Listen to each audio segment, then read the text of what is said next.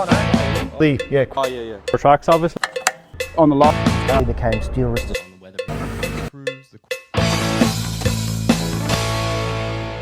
Guys, we're here at the digger stand at Diesel Dirt and Turf. Let's go and see if we can find Ant and he can give us a bit of a tour of what they've got. Let's go have a look.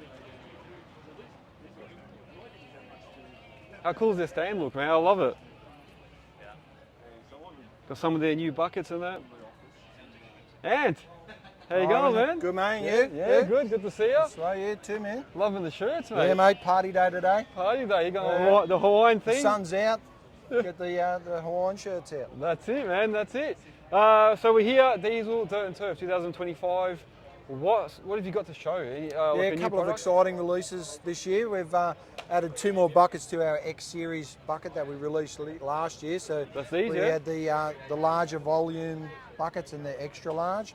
And this year we're releasing the XV, which is the high volume standard bucket, along with the standard bucket. Oh, so all new ground up design, redesign, got a great new look, great new features. We've improved the bucket cylinder location, so you don't get build up of dirt behind here. Let's have a look at that. So, traditionally your dirt falls in the bottom there, gets trapped, hard to get out, creates issues with your seals.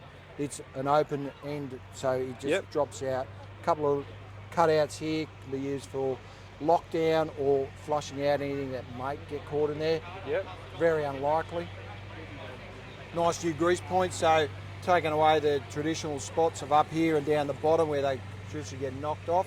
So the grease point is located inside the pin. That's a good idea, yeah.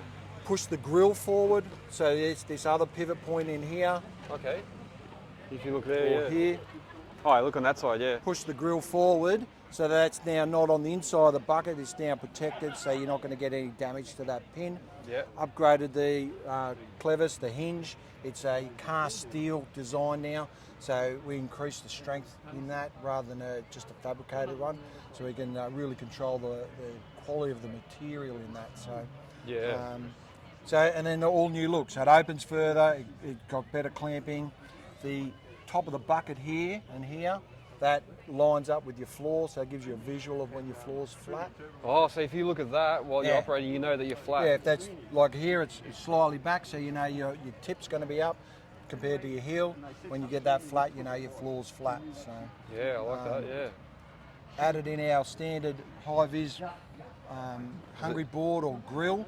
So which each one of these holes is slightly different size, so your eyes don't strobe when they're looking through it. You can get a nice clear vision right to the very tip of your edge or your teeth, and then our hungry board goes all the way. We don't taper it down here, so material can come through and so these are they're different sizes, you're saying, so that way as you're looking at it you don't get like that vision blur. When we first did that, it was all just done to the same size, but your eyes then try to focus on each one of these while you're trying to look through there, so you get that like a strobing effect. So we just slightly change each thickness or diameter, and then that allows your eyes to look through and see it very clearly while still stopping all that material coming back onto the machine. So, awesome. Yeah. Same cylinders as our last series, but on the high volume we've increased the cylinder size, so we've gone to a 3-inch cylinder compared to 2-inch. So that'll just slow down.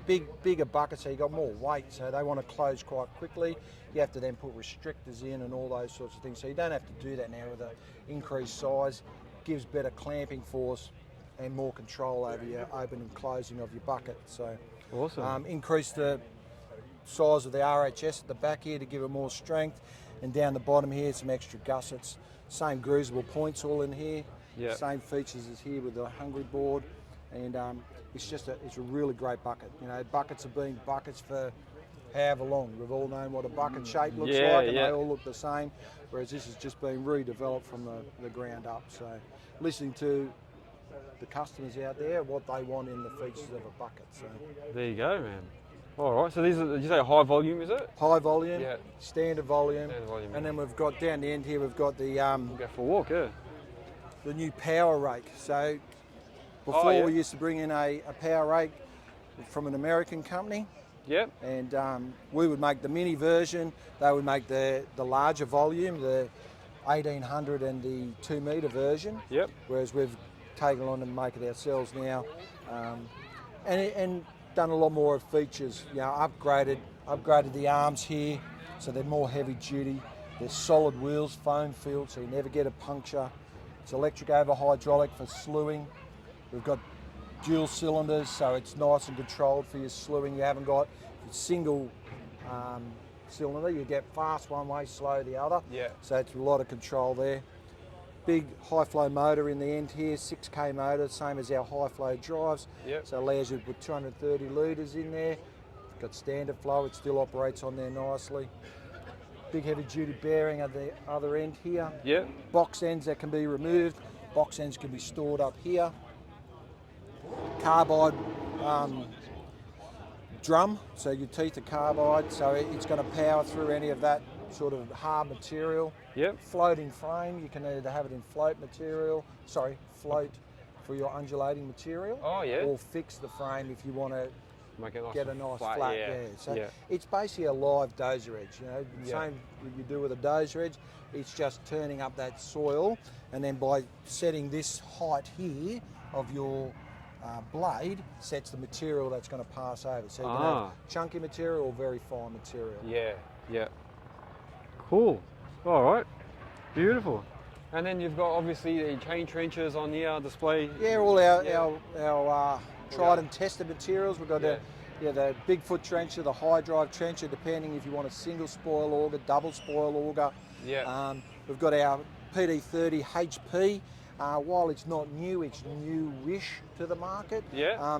It's that drive unit for that real professional driller, the one that's drilling nearly every day, not just a builder who just wants an affordable drive to put a couple of post holes in and then go around the rest of the job. This is built for someone who's drilling all day, every day. Yeah. It'll take 90 kilowatts of hydraulic power. It'll take 345 bar pressure.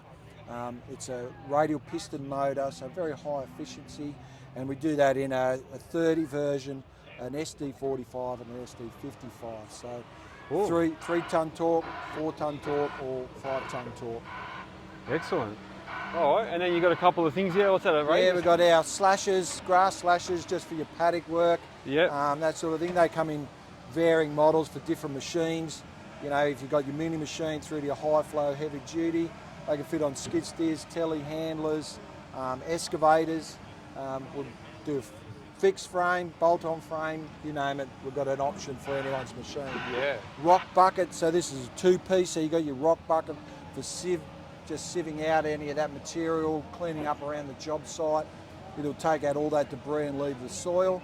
And then you can add your grapple if you want to just pick up material. You know, you've pushed all the crap off a job site to one spot, pick it up with your claw and you can dump it. Our bucket brooms, so they're, again, skid steers or your telehandlers, and they're just going to collect all your material. So road sweeper for sweeping up building dirt when you're running it out in the road, your skid steer will just pick up all that sort of stuff. Yeah. Collects it into the bucket, you can take it away, dump it and get rid of it. So. Awesome. Cool. All right, you've got a good range of things here. Yeah. Oh, We've beautiful. got our large drive here, our UD. Look at this It's our thing. UD 300. So that's 300,000 newton meters of torque, or 30 ton torque. Jeez. So, What size machine would it be for? You'd want to be minimum probably a 28 ton, 30 ton. Yeah. Guys have run them on 20 tonners, but you know, they start pushing the machine Yeah. a little bit. So, but that's just for your large anchor drives. You know, Yeah. guys want to put in 1200, 1500 diameter helixes with 320 diameter pipe, down 6 to 12 metres, 20 metres, whatever you need to do. So, Wow. again, a side radial piston motor. They're a 2-speed option. Just a big, heavy-duty, powerful drive. So. Awesome. Massive. All right, cool. And then you got the Halo system, obviously. Halo, yeah, Halo's been a great success. So Halo Yeah. is available. It's a standard option on anything from PD25 to 50 now. Yeah. Still an option on any of the smaller drives. And then this is a relatively new. It's a gimbal-mounted drive. So instead of traditionally hanging from the top, it's slung from the middle here with a gimbal that allows it to turn either way. So it gives you more height over your pile or your auger. It comes with halo as an option. That's in a 14,000 Newton metre build. So that's for the micro pilers. A lot of the guys using them on 1.5 tonne to 5 tonne machines. Yeah. So it gives you that really big torque in a really compact drive. That's awesome. Yeah, I haven't seen that before. Yeah, there you go. That's cool. All right. Cool. Other than that, yeah, we've got all the other normal stuff that we do, augers and Yeah. whatnot. So we usually got an attachment for someone. Yeah, that's it, man. That's it. All right, cool. Well, thank you for your time. Thanks No for worries. showcasing what Thanks you for got. dropping in, man. No worries. Take care. Cheers. Oh, no. Yeah, Oh, yeah, yeah. tracks obviously on the lot. He became steel resistant.